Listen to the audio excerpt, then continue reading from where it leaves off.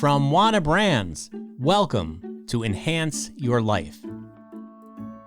I'm your host, Jonathan Small, and each week I talk to people from all sorts of professions and backgrounds about how cannabis has enhanced their lives and how this healing plant can enrich your life too.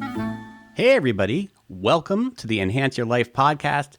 I'm your host, Jonathan Small. It is a pleasure to have you with me. So my guest today is quite a character.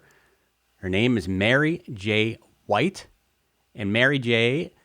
has a series of cooking classes that she teaches both online through various universities and also in person from her home in West Seattle. And she has classes called Cooking with Cannabis, which is an introduction to the multiple healing properties of cannabis. She has another class called Cooking with Cannabis Beyond Brownies and Cooking with Cannabis Lotions. And Mary J. White is the author of 2 cookbooks on cannabis called Everyday Mary J. and her most recent book, CBD Cookbook for Beginners. So this is part of our continuing series talking to chefs that work with cannabis and people whose lives have been greatly enhanced by the use of cannabis, and in this case, in her food.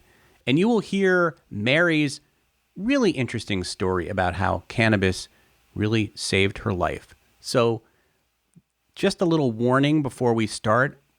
Mary J. uses some pretty salty language, so if you have young children listening, you might want to have them leave the room. So Mary J. White, welcome to the Enhance Your Life podcast. Thank you, Jonathan. Thank you so much. It is a pleasure to meet you. You have such an interesting life story. Tell us a little bit about your life pre-cannabis here for a minute. You had many years as a broadcast journalist. You're quite a celebrity in the Seattle area. Well, tell us a little bit. You're making a face, but tell us a little bit about your background. Well, interestingly enough, I was thinking back on this, and cannabis has pretty much always been there. In the early 80s, I was really ill for a long time with no health insurance. Oh, I'm sorry. Yeah, it sucked really bad. But long story short, I was able to illegally grow cannabis with some friends. And, it saved my life, basically. Got me out of bankruptcy, really helped me, get out of that terrible situation. But I didn't really use it much.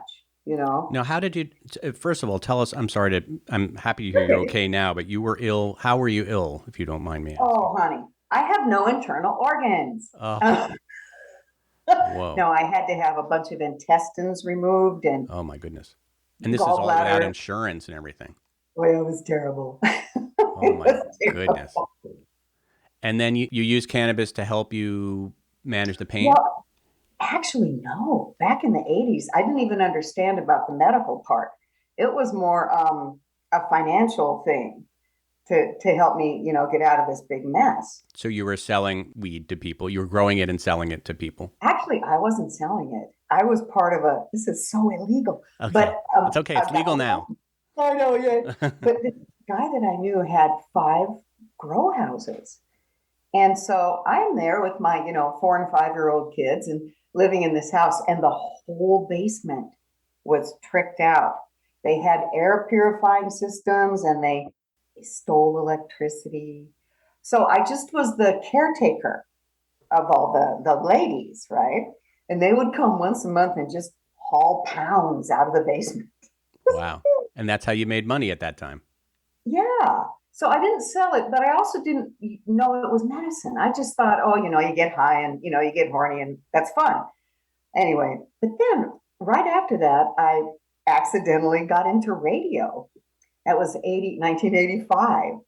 And it was a real popular show, here in Seattle. And that was really fun for a long time. But, everything changes. So in the late 90s, that ended. And, I got another radio gig and then eventually another one. But in my last job, I had to have a hip replacement because, after a couple years of pain, you're like, maybe I should get that looked at. Anyway. I had one. I had one last year. Oh, isn't it great? Oh, it's the greatest. Yeah. I recommend it highly for all you listeners out there who are struggling with hip pain. Get I it mean, and I'm a into it. young man. Well, relatively young. So are you. So it's like people think you have to be like 90 years old to get hip replacements, but no, it's No, I got mine. Well, I was in my 50s when I got mine. me too. Anyway, but there was some issues with that down the road, some long-term nerve stuff. Anyway, I was on, the story, I was on handfuls of pills, right? Codeine, Xanax, Flexeril, gabapentin. You don't get better, right? I never got better. I just wanted more pills. And pretty soon you're that asshole that's looking in people's medicine cabinet, right? So at the time, my then son in law, smart guy, right? And he's fucking baked all the time. I'm like, wait a minute. So it was medically legal here. And so I went to this house and bought a cookie. Oh, I mean, the pain, it was like gone. Wow. Anyway, yeah, it was like a freaking miracle. So I was like, okay, this is the shit. 2012. I left my radio job and I was teaching cooking because all these smart people here in Seattle, they can't cook. Right? I'm like, they're just microwaving shit at Amazon. Where were you teaching cooking? You were teaching cooking at like, you had courses or you? Oh, yeah, my house. Mm-hmm. Yeah, so people come over and they have like kitchen survival and stocks and sauces. And the funniest one, 50 Shades of Food. What's 50 Shades of Food? Yeah. What is that? Well, my thought was everyone brings a blindfold, come in couples, please. It was just like tasting, right? And sensory things around food and combining them and stuff like that. I quit that because people didn't get the concept and it got a little intimate, let's just say that. It's like Some a things tea party. I don't want to see that. But I really started learning about cannabis. And then, I'm one of those people. I got to tell everybody. And so that's what I've been doing. And it's been shocking to me how deep that prejudice goes, Yeah. right? The stigma That, about it. oh my God. And I've had people here that were like really sick. And they finally like, okay, I'm going to try pot. And then they're like, what the hell? Why did I wait so long? And I do think there's a big challenge around not only educating, but sort of re-educating people around natural medicine. We're running into this now with psilocybin and those beautiful natural things that the earth has given us for healing. And I don't really ever want to be like a total proselytizer, but it's kind of what I'm doing. Well, tell us exactly what you're doing. So you have these cooking classes, Yes. right, called Cooking with Cannabis, and then Mm-hmm. Cooking with Cannabis Beyond Brownies, and Cooking with Cannabis Lotions. So how does this work? Do you invite people over to your home, or do you put them online, or how do people study with you? Actually, there's two ways. The fat infusions class, the cooking with cannabis, is the most popular one. So you can either come on over, we can hang out, or you can take it online. And the thing that's cool about that, Jonathan, is the online classes are through the colleges here. Mm. So I'm a college professor, which is A cannabis college, only in Seattle. also we're in UNLV Oh, in perfect. Vegas, and I think Virginia, and maybe Japan. So So what do you mean? It's part of their curriculum? Like you are, yes, oh, yeah. wow. And this is all through my friend Trey Reckling runs the Academy of Cannabis Science. And if you ever have a chance to check that out, oh my God. Because it's not just me and my, cooking. It's how to, it's business, it's how to run a dispensary, training bud tenders, everything around cannabis. So my little cooking is on there. But obviously not everyone can get to West Seattle to my house. Mm-hmm. So it's a great way to take that first class. And if you can't get to classes, I have two cookbooks, two. Yeah. And they're on my website. Are they called Everyday Mary J, right? That's the first one. And CBD Cookbook for Beginners. Yes. And I will tell you, this is just a little secret for us girls. But if you take that CBD cookbook and instead use whole plant extracts, it's going to be much better. Um, Yeah. the Everyday Mary J, I wrote myself and self-published. And because of that, a big publisher from like back east said, hey, write a CBD cookbook. I'm like, okay. I mean, and CBD it's fine. It's better than nothing, but it is really diet pot. It's Yeah. like pot light. Pot light. Well, I was going to say, do you feel that CBD needs a little THC to work? Oh, For sure. absolutely. Yeah. So in your CBD cookbook, are you using CBD that has a little bit of THC in it as well? It's this real clean organic hemp I get from Eastern Washington, and it has to be hemp legally. It has to have 0.03% or less THC. So this is that because it's really clean. There is definitely that entourage effect, and you need THC, but so many people are scared. So I figure if they can get a little benefit from CBD and start to understand that the benefit of all the cannabinoids, right? Then they can realize they're not going to go crazy and start raping people and jumping off of buildings or whatever they think happens. Yep. um, and also the CBD cookbook, Jonathan, they were very, I couldn't make any little jokes or anything like that. It was, Well, CBD is really considered now to be like a wellness, it falls under that yeah, sort of wellness category and they don't want it to. Yeah, people, I even find that when I write about or talk about people in the CBD industry, I just had that this morning. I wrote an article and there was a picture of marijuana plant with their article and they got really upset. see, yeah. So I had to change that out. Yeah. But, CBD, it's medicine. So, I mean, it's too bad. Where do you think that comes from, that sort of stigma about cannabis? We could talk about the Puritans. We could go back to the Yeah, way back 60s to the and days. but that deep thread of puritanical disapproval does seem to run through our culture. And I'm sure the cookbook publishers are worried about, the people in the middle or the people in the South. There is a whole bunch of people who are still very scared of drugs because again, wherever they've learned that, whether, in church or, the DARE program, there's fear around that. And it's easy to get supercilious about it. Oh God, people are stupid. But, people believe what they're taught until they have to learn differently. So if you're growing up in, butt crack, Ohio, or where, no offense to Ohio, but you know what I mean, some little thing, and all you heard is the guy in the pulpit and your mom and dad, how are you going to know? Yeah. Unless you find this podcast. Exactly. So you've written the CBD cookbook, and yet at the same time, maybe it's not. I mean, do you recommend cooking with CBD? I mean, I guess it's better than nothing, right? Better than nothing. But what's your Absolutely. message? Is it more like in order to get the real effects, it's got to have a little THC in there, right? Yeah, yeah. And more than you're going to find in pure hemp, Mm-hmm. right? Yeah. And I do, I have some friends that are like, well, I like the CBD, but I want to put more THC in it. I'm like, well, okay, when you make your tincture, add a little, regular cannabis. That's the other thing. It's kind of a secret, Jonathan. But once you learn how to make the infusions and the extractions, it's really simple. Right. To put it in everything.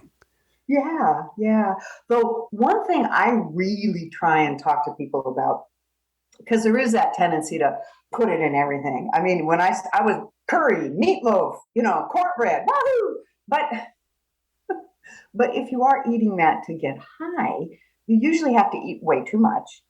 And if you're eating it to be, for medicine, you just need a little bit. So I found like a whole medicated meatloaf is kind of not what you always need unless you're having a really good party. So I am really into condiments. Make your own relish, mayonnaise, mustard, ketchup, things that you can maybe take with you somewhere and add to what you're eating, Okay. right?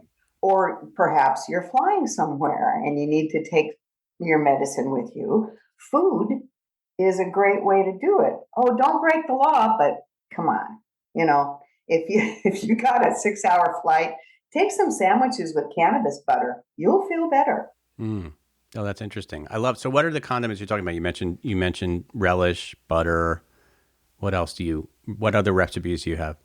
Anything that has with fat, like mayonnaise or salad dressing, chimichurri, salsa, anything that has fat, whether it's an oil or butter, that can be your medicine. Now, why does it have to have fat? Well, THC, cannabis is lipotropic. It's attracted. It's attracted to fat. They love each other. Um, That's the primary way you can infuse something with cannabinoids, right? The fat just loves it and hangs on to it. If you need more of like a tincture, you're going to want to use a really strong alcohol to basically get everything off the plant and into that fluid. So it's either going to be heat and fat, butter, oil, or cold and alcohol. And I'm talking at your house, you know. Obviously, people like Green Revolution, they do this beautiful tincture that it's water based and it's some magical thing. But, I'm talking about grandma medicine. Yeah. This is how we do it at our house. Talk about what your broadcast, when you were a broadcaster and in radio and you said you had a very popular show, what was it about? Life. Well, I was on a morning show for a long time, and actually all three shows, because I was on from 85 to the end of 2011. All three of those morning shows were more, here's some music, and they were going to talk about current events and say funny shit, you know. So it was always about, wake up, be funny. I still wake up at 5 a.m. I was going to say, what time did you have to wake up to be on those shows? 3 a.m. Oh, 3, yeah. Yeah. I sleep in till 5 now. Yeah, that's sleeping in. Yeah. What was that like when you had a morning show at 3? You'd get up at 3 and then your show would be over at what, by like 9? No. The show was, let's see, they're usually like 5 to 10. Okay. 5 a.m. to 10 a.m. or 5:30, and then you got to like hang around and go to meetings and plan shit. But I mean, it's radio, so it's like noon, gone. And then what did you do? Did you sleep during the day? Like, how did your schedule change? Well, when the kids were little, let's see, no, I would always go to the gym for a couple hours to get the energy, and then go home and, cook dinner, clean the fucking house, do all the stuff you got to do when there's children. But when there's no children and no husband, a whole lot of other stuff can happen. I'm an avid gardener, and I have been doing a little dating lately, which has been really weird. Now, how long have you been divorced? Oh, well, divorced a long time. Okay, but single. How long have you been single? 2 years. Okay. Because the last relationship was 18 years, but we didn't get married. Wow. Because, it's a pain in the ass. Anyway, so a couple years, right? And I have been having these adventures. So I do a little podcast around that. And that's just Mary J. White on Spotify. But I also podcast with the gang from Northwest Leaf, which is a very popular publication here on the West Coast and in the East Coast as well now. It's the weekly cannabis magazine, and it's really cool, Northwest Leaf. And so we do, it's a really good podcast. It's very substantial, and people work on it real hard. I just show up and, talk shit. But what do you talk about? Do you talk about cooking mainly? Not really. The podcasts, like I say, they each have a topic, the death of celebrity culture, all these different topics. And, we just all kind of have opinions. So it's more of a free flow, and there's always a guest.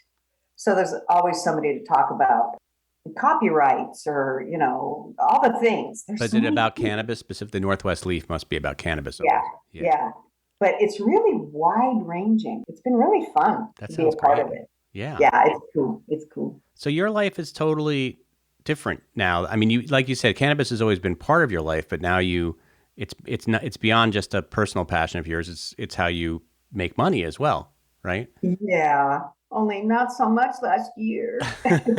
Well, last year was hard for everybody. I I'm know. like, I'm like, I keep calling the small business people. Come on, send me some money. Come on. Yeah, yeah. Well, but are you able to, so this cooking with cannabis, because this is online, you're probably able to get, are you able to monetize it online, or is the monetization happen through the book sales and through or do people have to pay to take your classes? People have to pay to take my class That's good. because I use at least an ounce of cannabis per class, right? Which is why I got a medical authorization to grow it because, it would just be really expensive if I had to buy that much pot, Yeah. you know. And the in-person ones are a little bit more than the online ones because, you're here and we're eating food and I'm, using cannabis. But honestly, the online one is really fun. And there's a little more content because, there's all this history and I had to really focus. I had to do research. Well, what did you learn? What are some of the historical things you've learned?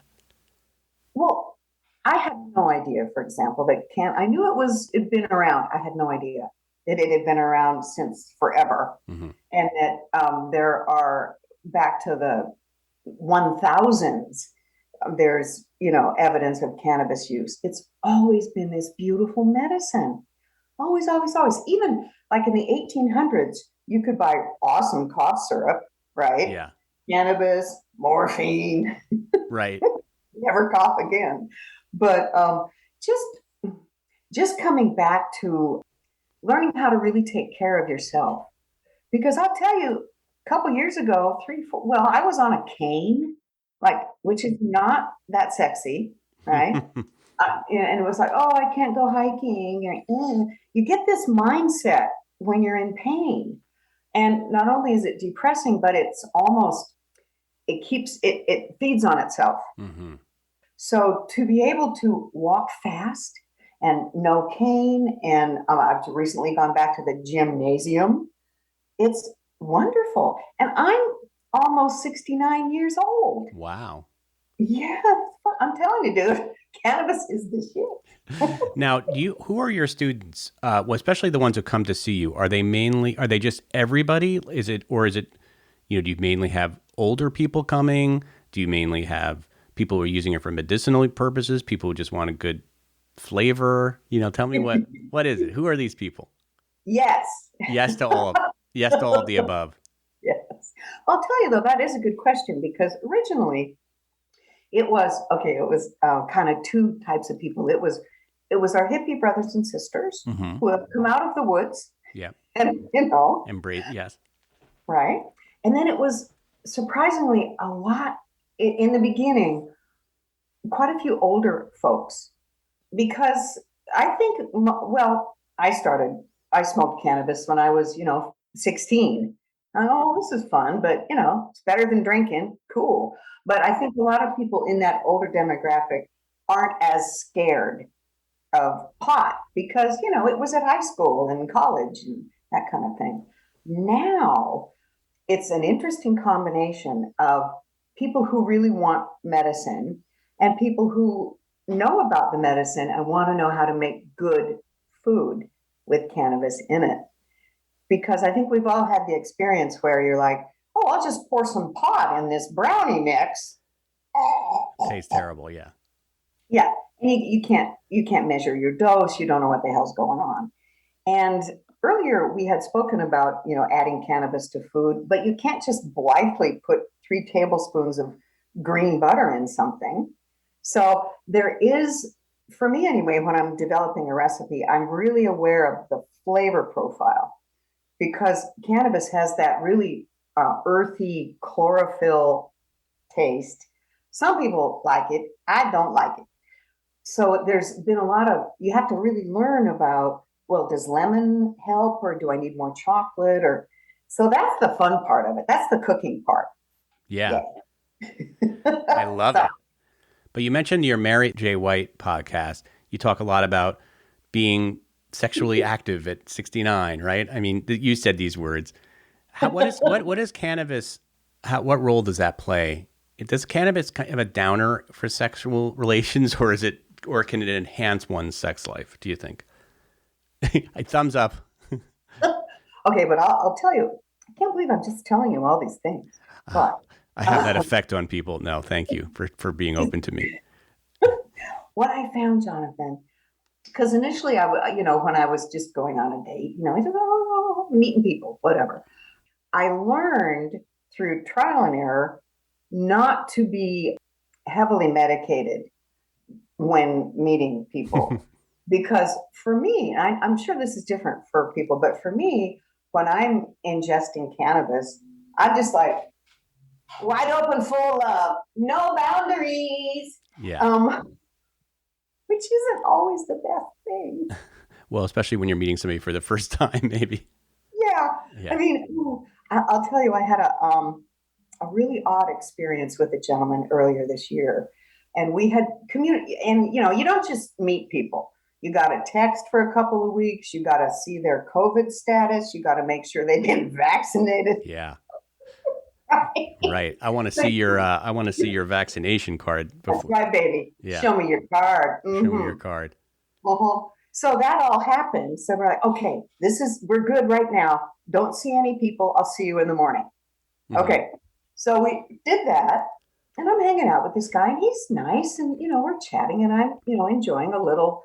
What was it? Oh, some cheese strain. Long story short, because I turn into happy love no boundaries lady, pretty soon he's asking me to try on his ex-wife's underpants. What? and other things. So time out for me. Yeah. I've learned maybe don't do that, but I'm pretty, I don't have a lot of boundaries anyway. I mean, I'll just tell you stuff. So I think that really depends on the person. I do know that maybe for some gentlemen, sometimes it's kind of do that. Yeah. Maybe. Sometimes right? It can be a bit of a sexual depressant, you're saying, yes. Yeah, that's what that means. Yes. Right? There is a nice lube. Green Revolution sells a really good lube, but it's for ladies. Right. There are cannabis lubes and things like that you can use. Yeah. And again, it feels good and I think it's helpful, but I don't know because I don't need a lot of help in that area, All right. Well, let's change the topic. Well, no, it's a good topic, and I think you sounds like your podcast is going to be fascinating to listen to. I'd love to know what your favorite I'm going to go from sex to food, my two favorite topics. Mm-hmm. What are your favorite, most popular dishes for yourself and for your students? Like, do you have this is the Mary J. White special?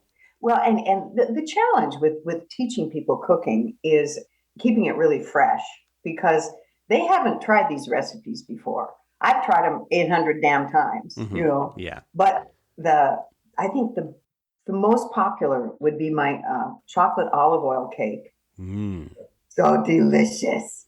And it gets you really high. And mostly though, I focus on savory things. Mm-hmm. I think that the pot brownie is so trite, and there's a lot of ways to make something delicious. So the other thing that people really love is my green olive poppers. And it's a big fat green olive. And you cover it in this really simple cheesy pastry dough that's filled with pot butter. And two of those, you're having a party. Yeah. Yeah, those are good. People like majoun, that infused treat from Morocco, ground up seeds and nuts and fruit filled with pot. And honestly, my buttercream frosting is really good. It'll put you on your butt. Sounds like a lot of these things will put you on your butter. Is there anything? That's why you have like the condiments. You can go start low, go slow, right? Just put a little bit of relish on something. Yeah. And two, you can always change how you make your infusions. I do 1 ounce of cannabis to 1 pound of butter or 1 pint of oil, but it can be half an ounce to a pound, right? Or a quarter of an ounce. It's not about getting messed up. It's about getting well. And to me, the fact that you get high, and you're giggly and you're happy, that's like a side effect. That's the best side effect ever. Because when I was taking all those damn pills, I mean, Jesus, and I would drink. I remember, why am I not dead? Yeah. Your body gets used to all kinds of stuff, I guess. But I want people to be comfortable with cannabis. I don't want them to be scared. So that's why I really try and show like simple things, simple ways to get it into you and into your food. Yeah.